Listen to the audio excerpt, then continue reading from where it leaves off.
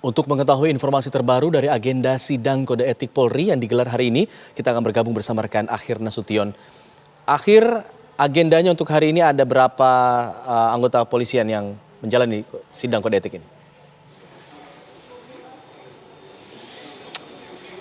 Ya, Alfa dan pemirsa, memang untuk agenda sidang yang akan sidang kode etik kepolisian, agendanya hari ini adalah sidang terhadap Ajun Komisaris Polisi Diah Chandrawati, di mana tadi sidang etik sudah dimulai sekitar pukul 10.50 siang tadi. Dan agendanya memang pemeriksaan terhadap Diah Chandrawati terkait dengan ketidakprofesionalan dalam menjalankan tugas.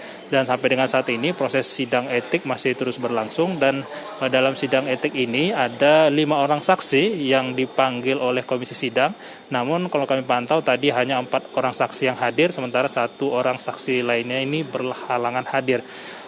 Sidang kode etik ini dipimpin oleh 3 pimpinan sidang, oleh Ketua Komisi Sidang dipimpin oleh Komisaris Besar Polisi Rahmat Pamuji, merupakan perwakilan dari Itwasum Polri, kemudian Wakil Ketua Komisi Sidang ini Kombes Sakeus Ginting dari Dipropam Polri, kemudian anggota sidang adalah Pitra Andreas Ratulangi dari Ditipidum Bareskrim Polri.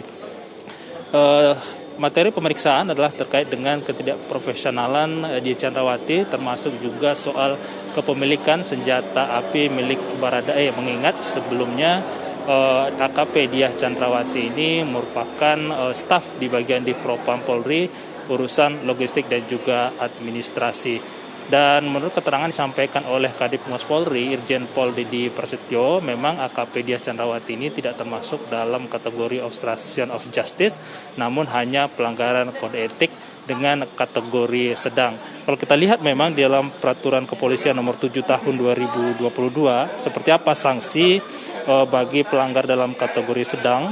Ada beberapa sanksi di pasal 109 ini.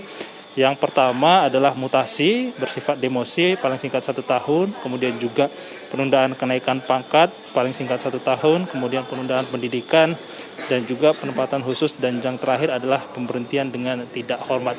Sampai dengan sejauh ini memang Komisi Etik Kepolisian sudah menyidangkan 5 orang anggota kepolisian, 4 yang termasuk dalam obstruction of justice, di mana terakhir kemarin Komisaris Besar Polisi Agus Nurpatria diberhentikan dengan tidak hormat, meskipun memang masih melakukan banding kepada Komisi Sidang Etik.